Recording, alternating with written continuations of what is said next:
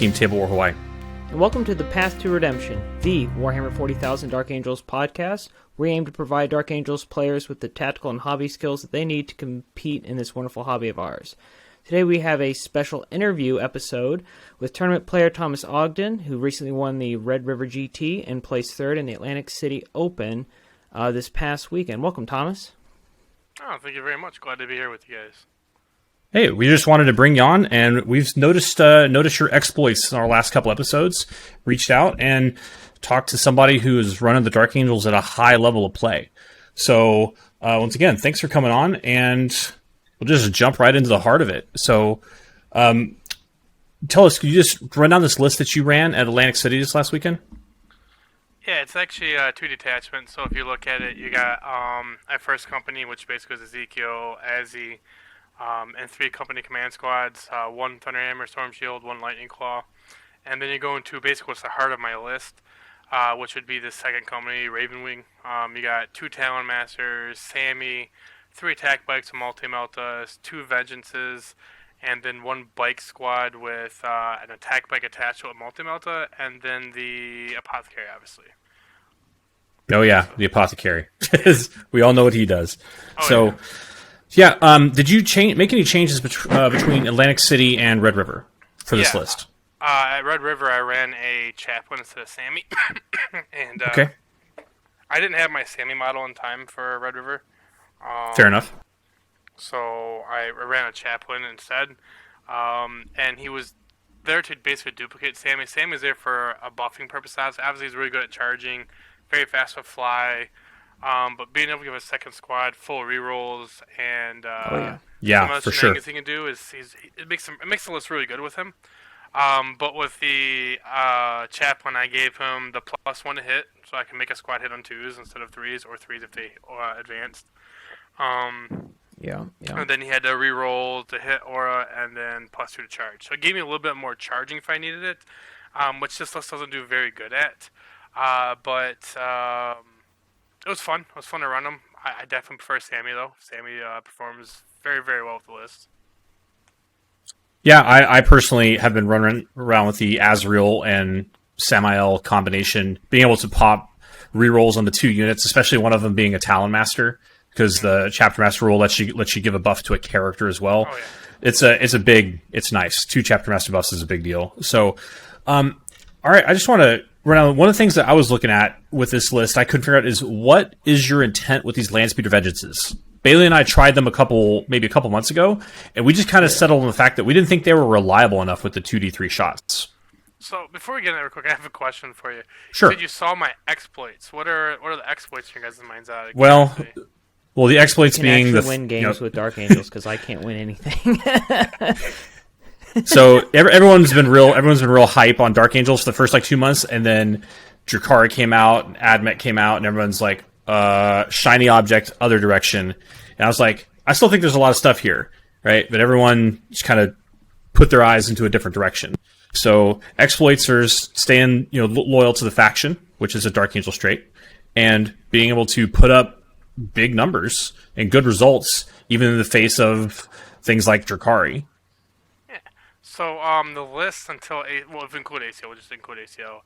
It is, 6, 11, 16, so 23 and 2 right now at events and GTs.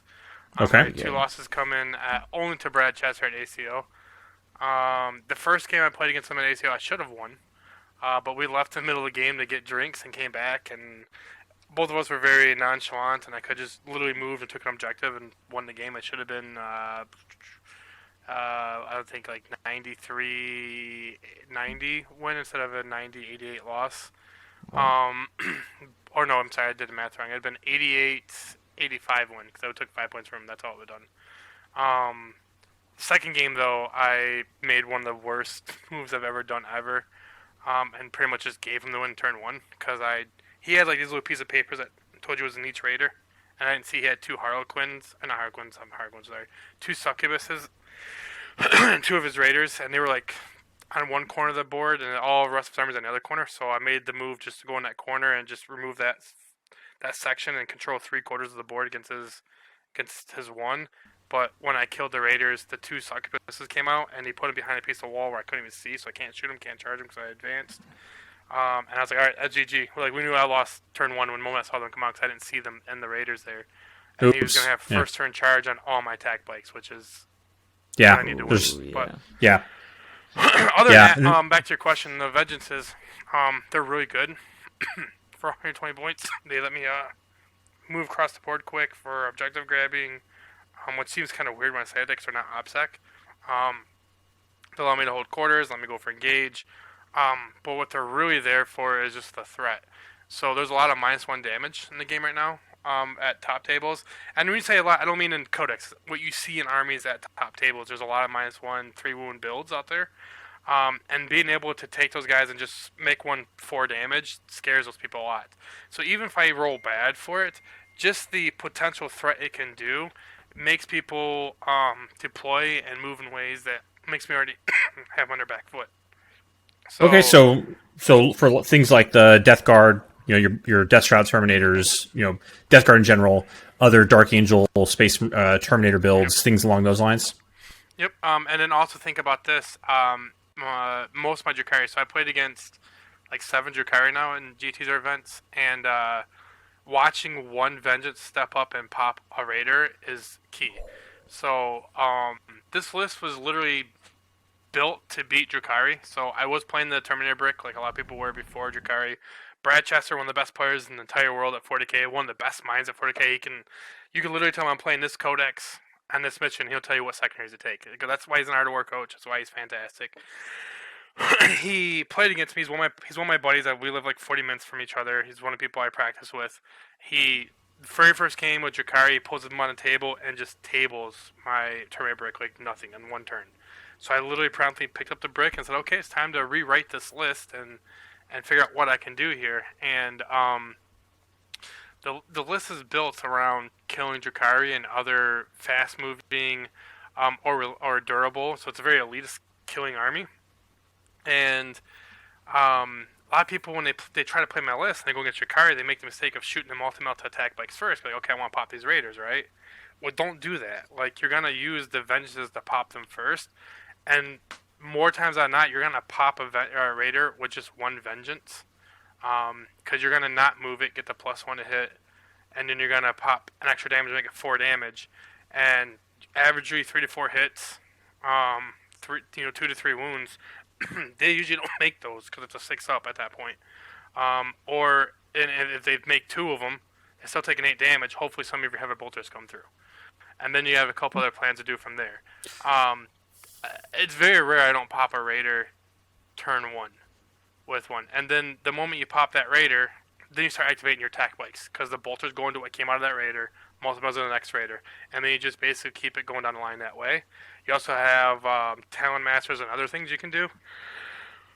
And you have that other bike squad that just has 2 multi-multas if you need to clean up with, but it all depends on terrain, what they're bringing, and target priority. Okay, but those Vengeances, go ahead. I was going to say, my question about the Drukhari, which I was going to kind of get this later, but since we're here, I'll bring it up. My experience with Drukhari is they almost always deploy the Raiders out of line of sight, and I can't see them on turn 1. So, and that means they can get a clean move to mid board on turn 1, and then turn 2, even if you kill the Raiders, the stuff jumps out and it's got a clean charge on you. You have a pre-game move for 1 bike squad, and then your bike squads move 23 inches. Your Vengeances move, 18, 24, 27 inches. Your Talon Masters. Your Vengeances move 21 inches. I've never had somebody able to hide even half their army from me from my movement speed. It's all about understanding angles. So before I put the first model on the board, I'm pre-measuring fire lanes right out to get. And I looked at one of the things I'm opponent. I play by intent. I push that game mode very hard. I hate gotcha players. So I'm looking like, okay, cool. If you put a model here and this is the line arc, I only have to come to this spot to get line of sight. Yeah, cool, agreed. And then once I know where they can hide their army and where the line, fire lanes are at, then I know I want to play most of my army. And that brick, by the way, of 9 attack bikes, Hazy, Apothecary, is very hard to chew through with Drukhari. Because you got to think about it. Even if they get first turn and they move 22 inches up because they use the auto advance strat, Hmm. and then they use fire and fade to guarantee getting range at least their double rack, right? That's 46 flamers. I was like, oh, that's crazy. It's 46 flamer plus one, which is now dead. But even then, that was like one of the scariest shooting things you had to worry about. 2 racks, so it's 2d6 flamers, average 7 hits, or 7 shots. Yep. It's going to be either 3 or 4 wounds. We'll just say 4 for the high average. I'm going to make 2 of them my 4 up because of Azzy.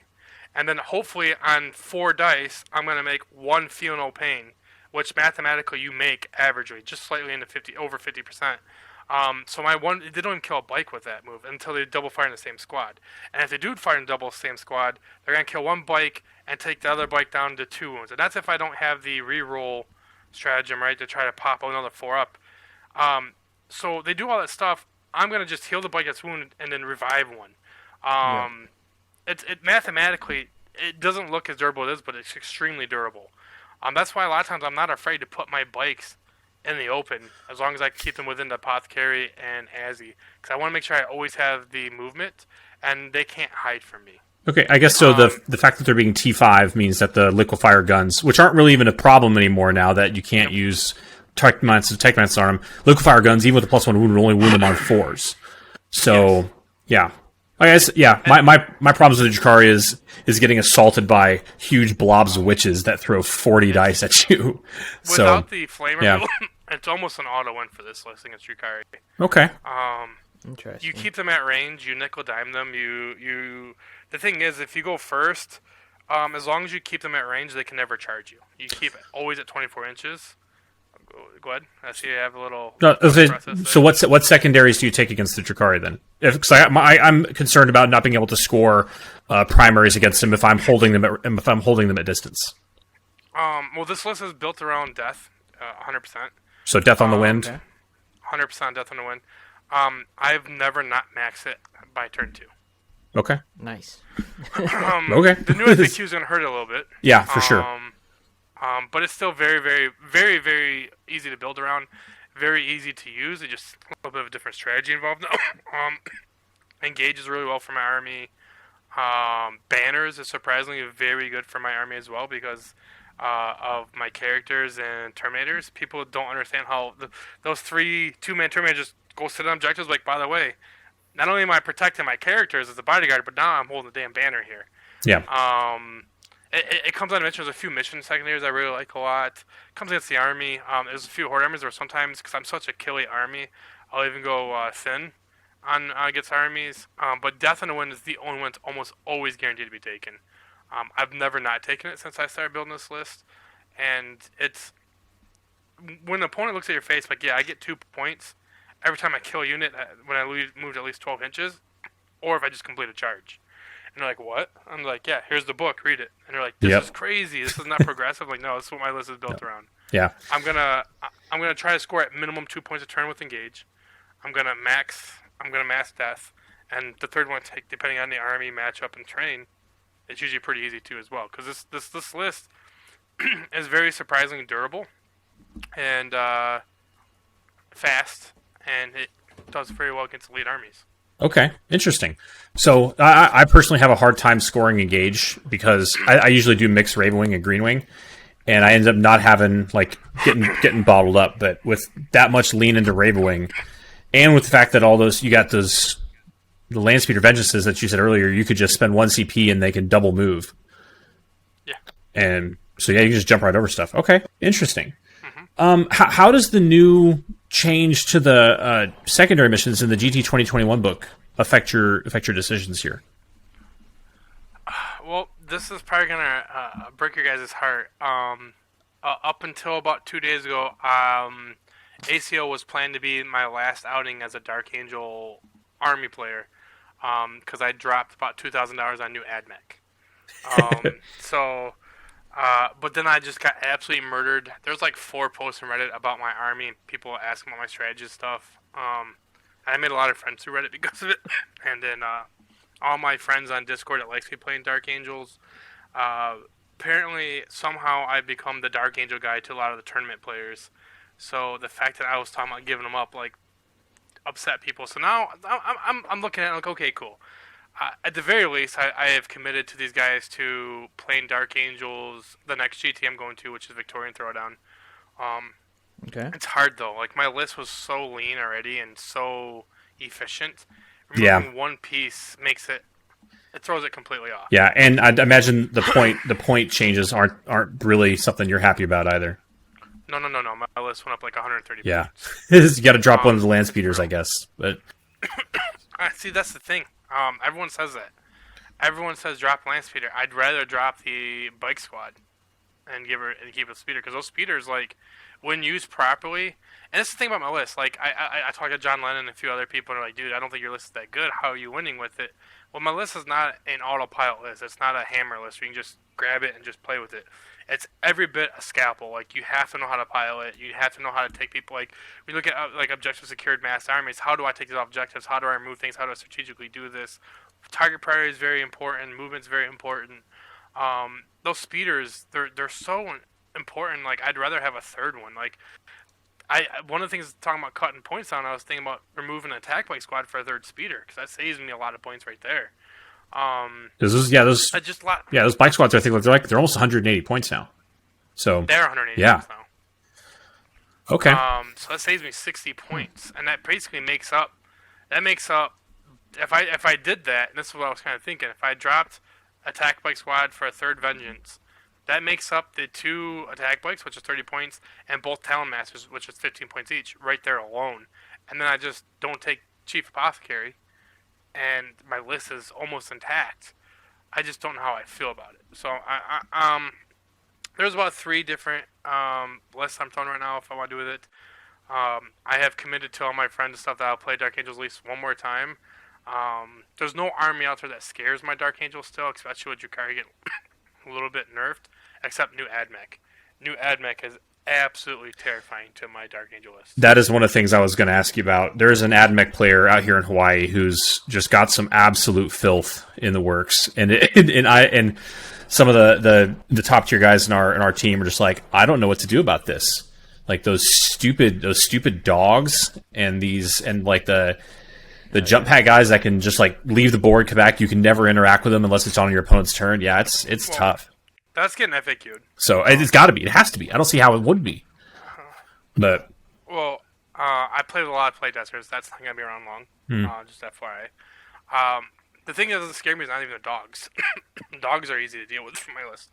It's the mass chicken list. You know, the chicken walkers. Yeah. That's a brutal firepower combo. You're gonna run so. I see a lot of people, including like Mark Hurdle, who's like known to be the top AdMech player right now. And he's talking about full Lucius. That's not the way to go. Like, you're gonna go Lucius detachment with a Mars attachment, because a few units bringing on Marshall with the reroll 1s to hit and wound and Mars with those chicken walkers is absolutely devastating. There's nothing in the game that has anything close to their firepower, and it's all at range. And they're a fast-moving platform. It's scary. The fact that you can just Wrath of Mars, you can take one with auto cannons, Wrath of Mars if you want, or Wrath of Mars something else, and then you have 2 squads of the last kind of ones. Like, it will literally, every failed save is a dead bike at that point.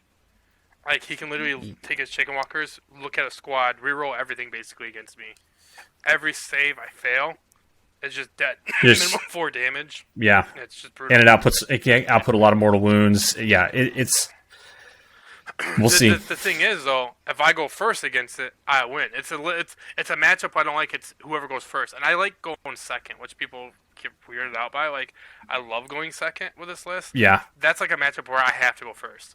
I have the speed where he can't hide Jake because there's such a big base, and there's no one in real events run like such large terrain. You can literally hide a full squad of chicken walkers, and I will literally pick them up like he will pick my army up. It's just who goes first in that matchup. Yeah.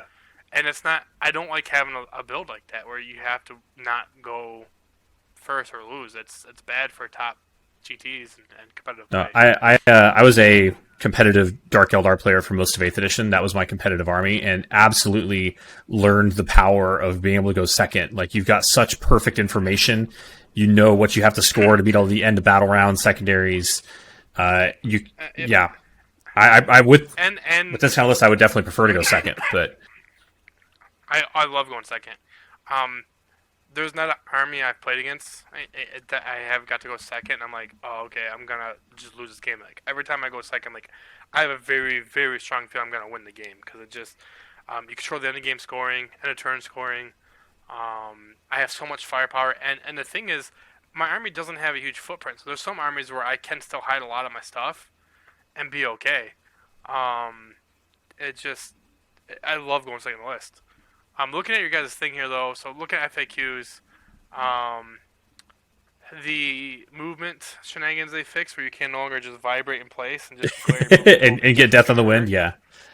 Yes. So I have to actually move 12 inches, which doesn't matter because I can almost always have the room to do it. The only thing that makes it bad, this is what no one's talking about, from the way they wrote it, it's from start point to end point. So if you have to go through a piece of terrain like around it, you don't get it then. Even though you technically move 12 inches, like you measure out, well, you measure from the start point to the end point, if it ain't 12 inches, you're kind of boned. What's your target priority with this new AdMech? I said, I am concerned. I don't know what exactly to do about him. Hypothetically, if I'm running the same list I'm running right now, it's going to be obviously chicken walkers. They're like we were saying a little bit ago. Their firepower is just absolutely brutal. Fast moving platform, good bliss skill with the buffs, good rerolls. They're still core. Just absolutely brutal efficiency. Going from there, you're gonna have to go after the flyers because some of the movement shenanigans you can do with flyers are try to move block. But it's if you can go first against it with this list and you take the chicken walkers, it's not that bad of a matchup. Because you're gonna think they're gonna be hitting you on 2s or 3s with all their rangers. They're gonna wound you on 5s. You're gonna have some decent saves against them. 1 damage each. Just try to weather it. Create fire lanes. That way, if you're moving a 20-man block, it's pretty easy to put yourself using terrain to using their maximum movement. They're still not gonna be able to get all of the block to be able to have line of sight on you, right? But it really comes down to what's in their list, what's the terrain, what's the mission, what's the deployment. The biggest thing though is the flyers and the chicken walkers. The mass blobs, they're good, they're strong. I've played a lot of games with them. I've already been practicing AdMech lately.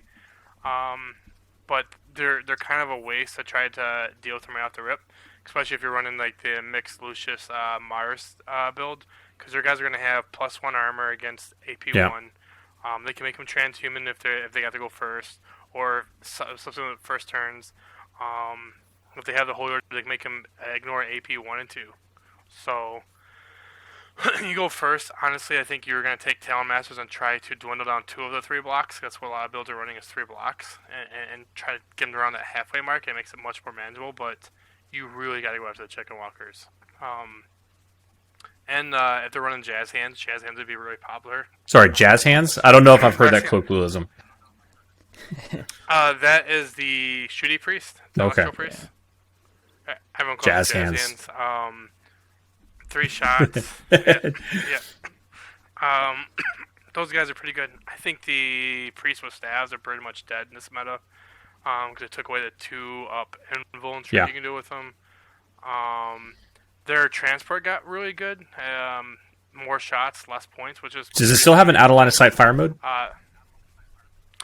That's the disintegrators. Those became strength 5 instead of strength 6. And I think they went up points. So you won't see those mass much anymore. You'll see some people still run the build, but they're just not as efficient as other options. Petraxi sterilizers are really, really good. Multiple flaming units coming down.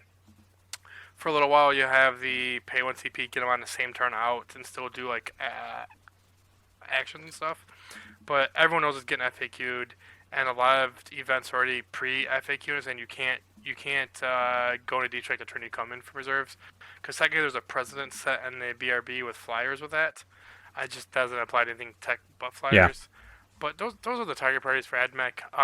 Really, the only thing that scares the shit out of me is going to be the chicken walkers. Their shooting efficiency and how fast they can move, and the fact you can take one squad and still advance and fire them. It's really okay. good. Really good. So try to put your bikes in a way where if you get first one, you get first round shooting on them, and don't forget you have your one pre-game movement. If not, buckle down, make them come out, and then take them out. All right, sounds good. I just want to go back to your list real quick for a second. So the powers you have on Ezekiel, you had Mind Worm, Engulfing Fear, and Mind Wipe. Engulfing Fear obviously is the one that takes out OBSEC. Mind Wipe is the one that takes away an aura, and Mind Worm is one that makes people fight last. What's the use case you have for those? How'd you find yourself using those powers? Well, with Mind Worm, it's really good because it's like it can be used two ways, really. And this is kind of funny thing about it. Sometimes I've used it if I just want that one mortal wound to go combo with like Psychic with Psychic Scourge or no Smite. No. Yeah. Smite. I couldn't think of the word smite for the reason. Sometimes I'm done for that. What it's there for is if I play against somebody who has like a Vanguard brick or Terminator brick that's getting too close, being able to look at like, okay, you fight last. So when you charge one of my Raven Wing, I'm just running away because I'm going to activate before you, and I pay 2 CP and just run away. It's a combo that works very well. And you know, the one thing is like, okay, he's close to me. I don't want him getting into my lines. It's kind of funny and comical when you're like, I'm just going to run away from you and get better position because I'm getting my 14-inch movement. I just got to make sure you move block against that unit in a way that when they do charge, you can only charge one unit. Yeah. So Right. that's what that's there for. Engulfing Fear is one of the very good tools in my list. So people look at my list like, oh, he doesn't have any OPSEC. And a meta where everyone spams OPSEC. You know, double OPSEC, this OPSEC, that. Being able to look at something like, okay, you don't have OPSEC. It just cracks people up. And then you just run your little attack bike squad up there. Hi, I'm OPSEC. Bike squad, like, one, I'm OPSEC. Hey, this is my objective now. When you're playing missions that have 5 or 6 objectives, it's pretty easy to control at least 2 of them. And then using Engulfing Fear to control the third one and take it from them has been key.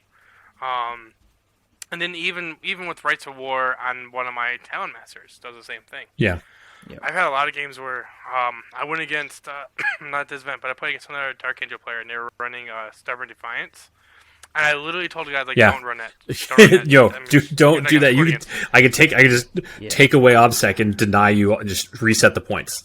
It's So he didn't get that. And see, I'm a not gotcha where you can ask any one of my opponents. I'm the type of person, you tell me your intent.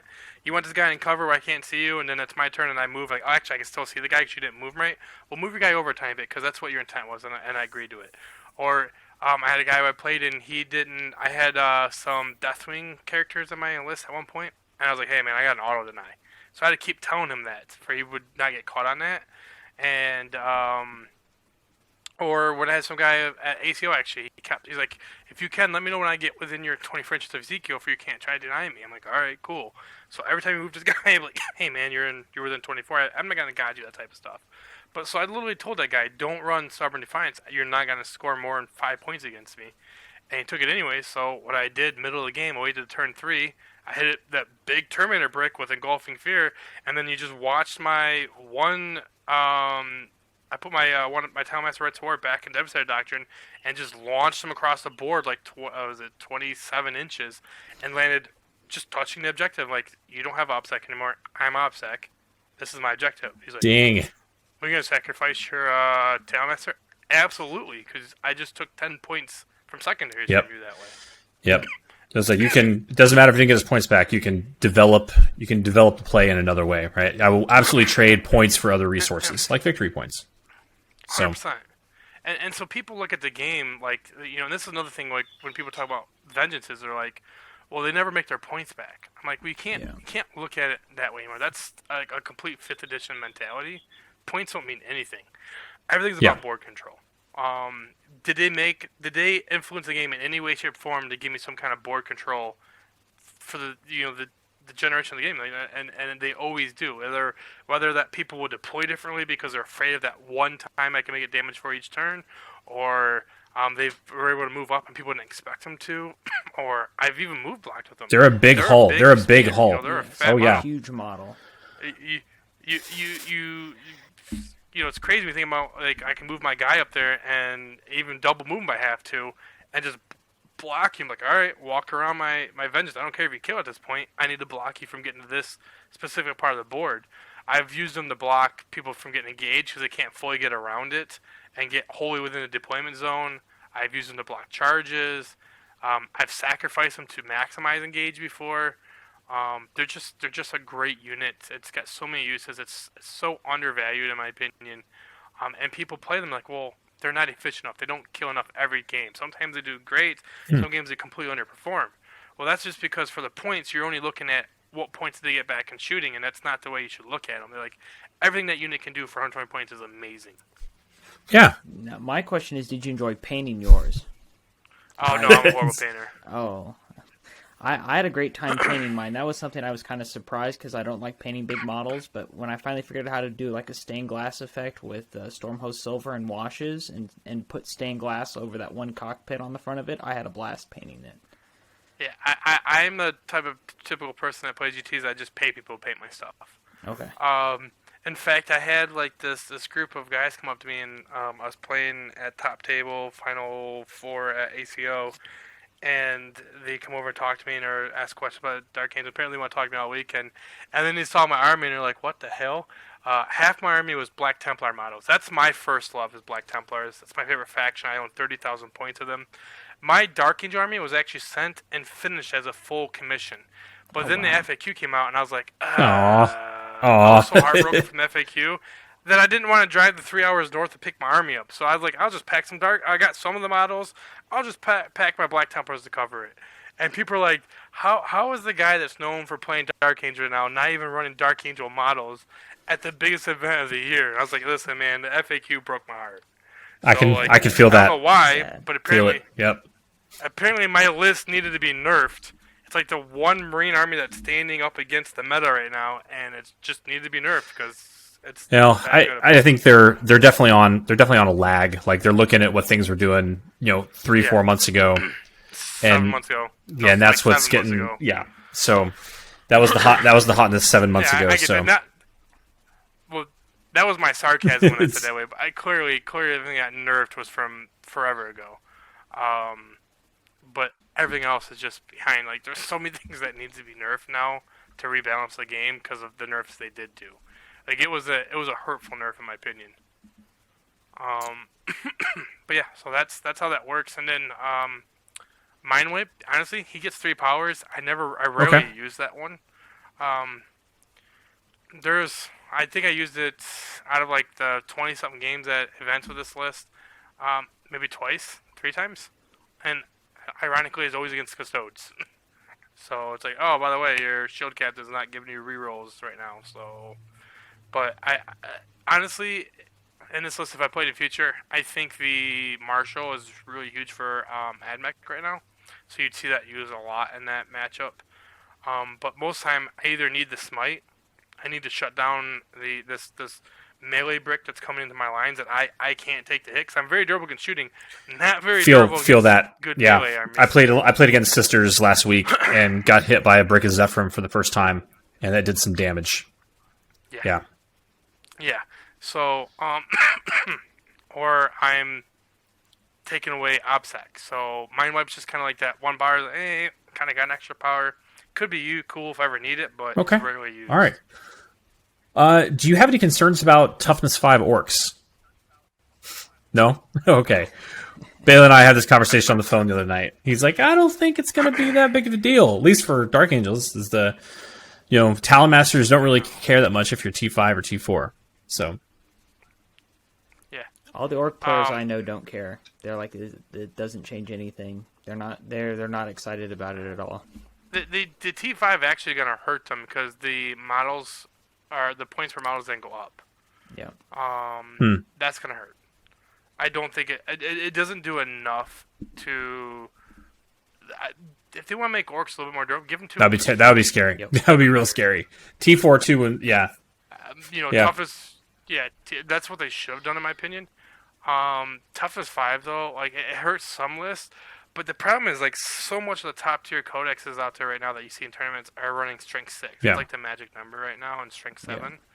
T5 does nothing, or they're running T5, so you're still winning on 4. So you take 17% less of winning. I get that. That's kind of a big deal when you're massing it. but honestly, like things like AdMech, like okay, cool. Like my rifles wound you on 5s instead of 4s for It's a good thing I brought 100 of them. Yeah. Except I'm gonna So get like it's I'm getting like 80 shots from this one Yeah. squad. Cool. And then my Vanguard don't care because they just wound Yep. me on 4s anyways. Yeah. So it just I don't know. I don't see a lot of things from orcs coming in. I think new sisters are very undervalued right now. I think they're better than AdMech personally. If like 3 of my practice partners weren't switching to sisters, I'd also be running sisters. I think they're a really, really good spot. There's so many things in that army that people ain't talking about that it's going to blow the metal. So when people start let me hit you with the this. So I played against the new Sisters Codex last week. My buddy Vince is one of our local guys. Real sharp Sisters player. Been playing him for several years, and it was a knockdown smash out. Like I won by 5 points because I flipped a key objective with a 12-inch charge from Inceptors. And we're going to talk about that tomorrow. We're going to have him on the show and record. So, what do you think the undervalued stuff in the Sisters Codex is? So I can ask him about it. A lot of people are talking about running MSU still. That's completely the wrong 20 way. man, I'm not 20 man gonna go Brick of into the Sisters with details, Transhuman. 'cause I don't want to. Yeah, it's awful. Yeah. Saw it. Yeah, there's a couple things. Well, there's one of the orders out there that no one's talking about right now, and one of my buddies is about to unveil it soon at a GT, and I don't want to steal his thunder. No, 'cause I yeah, want him to no, kinda get yeah. known for. It's like something that I kind of helped him come up with. It's gonna be so nasty. But we'll talk about a few things I hear talking about. First off, everyone knows Val is absolutely amazing for her points, Yeah. right? Absolutely amazing for her points. Shield Sisters, really, really good. The combo with Dominion squads, where you can put like a Dominion and a Rhino, Absolutely. Sisters, and Oh, yeah. game move all of them up. Fantastic. The battle nuns, the what do they call them? Yeah. Nundums is Yep, the Nundums. yeah, I forget yeah. what they call Nundums. them, the Nundums. They're okay. No one's gonna play where they're just -1 damage. Period. That's just bad wording, and people try to argue it. They're just dumb. They're not bad for the points. They're pretty good. But here's something I hear no one talking about. You're gonna see a lot of top lists. In my opinion, one exorcist now, being able to hide it behind a piece of terrain and just fire 3d3 shots at like strength 8 AP good d6 damage at ignore line of sight. That's huge. Oh, they There's got that so rule many back? things. Mm. Yeah, Okay, good. Because Yeah, I knew it's a they lost it. it's a stratagem. Okay. Oh, okay. That's why I said you're gonna see one. It's a stratagem when you do it. Like having something with that kind of firepower, being able to shoot That's- out of line yeah. of sight is huge, Oh, yeah. right? Ooh. Getting advance and charge built into the not the mortifiers, but the Pendant engines? repellent. Just that's there's a couple of really cool builds I've seen with those. I mean, just the thing about that book, just like AdMech before it, just like Drukhari before it, it's a code, and Dark Angels before that. You can literally just open the book, take a dart, and just throw it. And whatever Yep. it sticks at, it's just Feel- good. yeah. There's builds around it. But there's so many really efficient builds in the Sisters. Like an AdMech, there's a couple of really good efficient builds, right? You're gonna see in top tables the same 3 builds though. There's 3 builds I've seen so far that I think are fantastic. With Sisters, I got like 7 friends who I respect on the tables that are all running a different list, and they're all great. It's a book that you won't until eventually they'll probably find like the most efficient bit list, and then everyone will copy that. But for now, in the short term, you can't really plan against it. I've seen Shield Sister builds. I've seen full brick builds. I've seen Repentia spams. I've seen Penitent spams. Like, there's so many good things, and there's ways of getting automatic 6s. Yeah, there's less Miracle Dice now. We have ways of just flipping automatic 6s for Miracle Dice, which is just... Yeah, it was like he can bring in and say, hey, I'm going to bring in 2 units, and you can intercept one of them, and the other one, hey, I've got a 6, so I'm just going to, these Repentia are just going to make that 11-inch charge. Screw you. Yeah, it's... Or let's talk about Celestine. She can just heal herself now. She just stands up, or even if you don't kill her, she's like, by the way, as an action, I'm going to heal myself, and guess what? I can still charge because it ends at the end of your shooting phase or the movement phase. I think it's at the end of your shooting phase, which means it's over. You healed, and then you just charge. And she can heal. She can bring her little the Gemini Satori or members of her squad now. So you have to kill them before you can get to her. Oh yeah, no, I saw that. That was tough. It's having a lieutenant in the army is really good. And I mean that I think sisters are gonna literally be top of meta again, in my opinion. I think they beat AdMech because they have ways of dealing with you're like, oh, you have Rangers or Vanguard bricks. That's cool. I'm gonna just chew through that still because I'm sisters and GW loves us. I love the book. I don't think it's broken though. The one thing I do like about the book is I feel like things that were heavily abused has been removed from the game, but they're still super, super strong. So they're gonna work in ways that people can't be upset about, in my opinion. But like getting like 27-inch guaranteed charges out of rhinos was kind of gross with Repentia. Now it's like 15 inches. It's kind of, or no, it'd be more than that. It'd be 3, 9, 21 inches. That's a little bit less, but it's still what? Like, come on. It's yeah. All right, hey, let me hit you with probably one or two last things. So back to Atlantic City. Seeing as you tuned this list for Drakari, what did you think your most difficult matchup was going to be? Was it a codex or was it a person?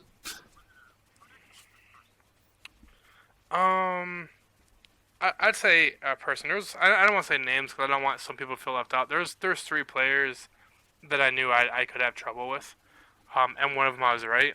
Brad Chester knocked me out of the final 8. So this is a fun thing with people who did watch our final match in day 2.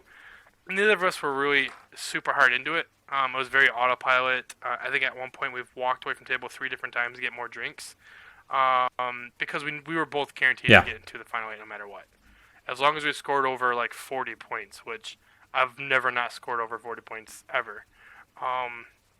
So it was very nonchalant. It was he deployed in a very good way in the final 8, and I went hard at it and didn't understand his deployment because I just assumed and didn't get that gentleman agreement like I normally do, and he capitalized on it and pretty much won turn 1.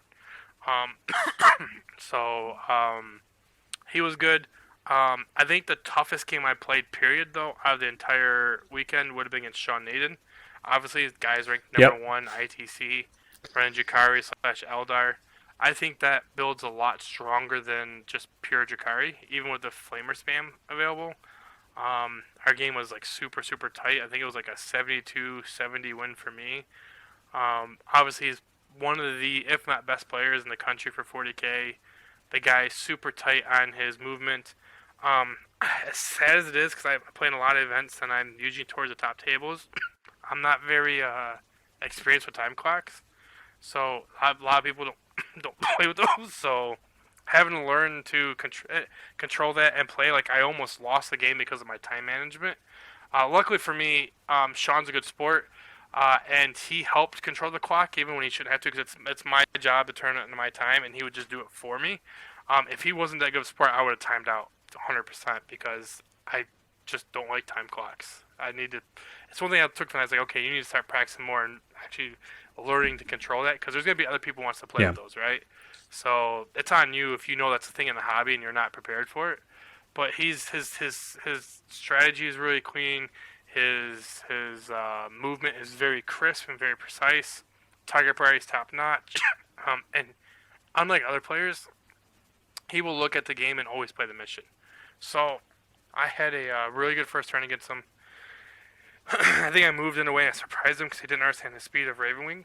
And I had completely collapsed like one of his flanks. And he was like, most people would probably just give up and not try to come back, and he literally sat there for like 5-10 minutes, and he's like, hey, it's on my time, don't take it wrong, I'm just trying to figure it out, and then pulled movements out that I didn't even see. I would expect one of my I would expect nothing less from Eldar Jesus. Nothing less. Yeah, dude's he's my hero. Absolutely. Dude, And the funny thing is, the first time I ever got to play against Nathan, so I was super pumped about it. I respect the guy because he doesn't switch his army. He stuck with it when it's good or bad. And he just has a very good reputation amongst the top tier. And we always seem to, like, dodge each other. It's more like I don't get to play him because he doesn't know me that much. I quit the hobby for, like, 5 years. I just got back in the hobby again, like, a year ago. So just now starting to make a name for myself again. But it was fun to finally get to play him, and both of us made a lot of mistakes in our game. That's why our score was low, and I expected him to do different things. He expected me to do different things. We were constantly flipping the table back to each other's control, and just trying to win at that point. So that was a tough match.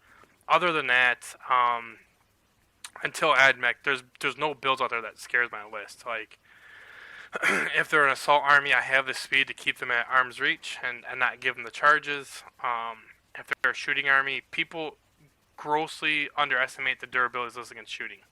Like, having a 4++ with a 6+++, on a 4 wounds, toughness 5 base model is surprisingly hard to get.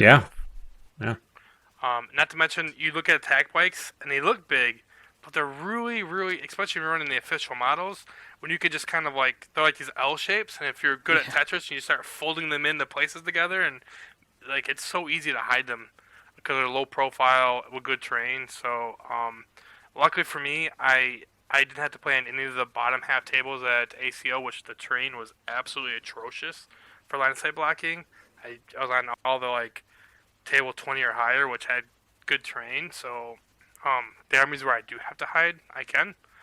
Most time though, it's people are surprised when I just start putting my bricks out there in the middle open, and they're like, well, "I'm gonna get to shoot them if I go first." Yeah, but if I go first, you can't hide from me. Yeah. And if you go second, if I go second, you're gonna be surprised how durable these guys are. That's confidence. So, Well, the one thing and speaking of confidence, the one thing I would say with the chess clock, I probably couldn't do it now, but in 8th edition when I was playing 2 or 3 times, 4 times a week, started practicing the chess clocks, and there's a nice confidence in once you've played with it enough to know that you can get a game in under 3 hours, like on the dot. And that was something like with my game store where they started changing hours. People are like, "Oh, I don't know if we can get a game in." I'm like, "No, I can do it. Like, you sit down, we'll get the clock out, put as much time on the clock as there is left for this before the store closes, and we'll get the game in. Just watch us do it." And again, I got to a point where I didn't even need it. It's like, we're just going to get a game in 3 hours. Watch us go. Cool. And not including my my final 8 matches, because we take things a lot slower there because you're in final 8. Besides for my Sean Naden game, no game lasted over an hour for me. Oh, wow. So, and that's one thing like Brad always laughs because he calls me a speed player. And Nathan's game only lasted that long because we had a chess clock. I honestly think if we didn't have the chess clock, it would went quicker.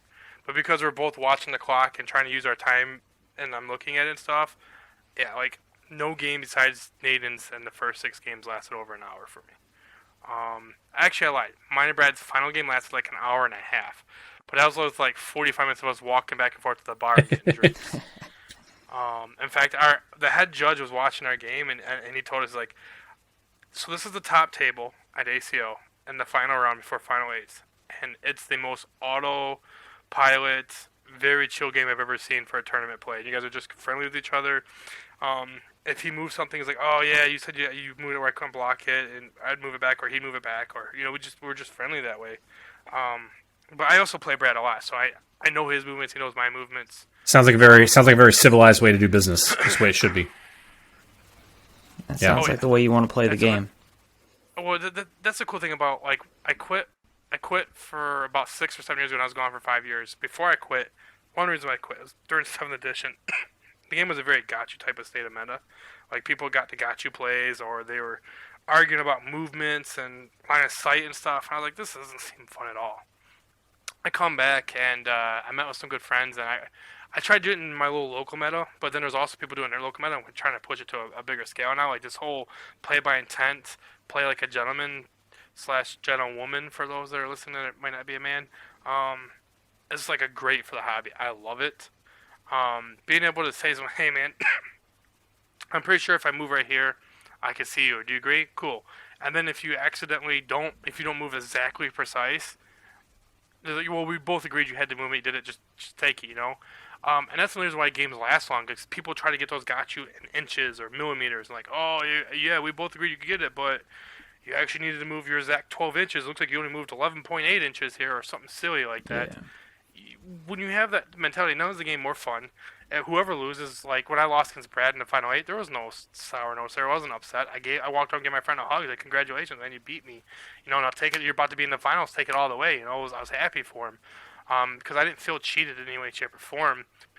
And the game goes a lot quicker because you know what each person's trying to do, and I'll move his models for him too when he's on my side of the board. He's like, okay, you want these 5 guys to line sight here in range? Gotcha, cool. Here you go. Like, try to be friendly with each other and have fun, and it's very healthy, especially in, like a lot of the top players doing it now. So you see it in a lot of top tables. Yeah, it's the right example to set for the community. It absolutely is. Yeah, I think I had one guy, and I was like my second game I played.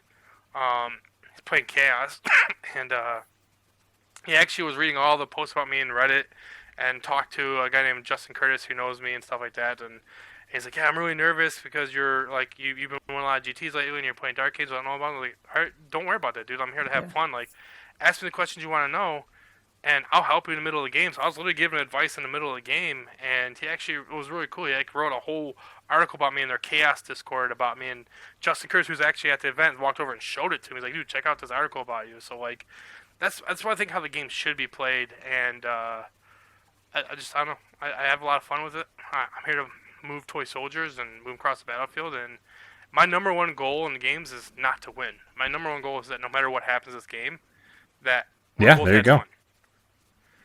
If you beat me, I'm gonna walk over and give you a high five or hug if you're one of my friends, and cheer you on and be your biggest, cheerleader on the sidelines, hoping that you win the entire event. You know what I mean?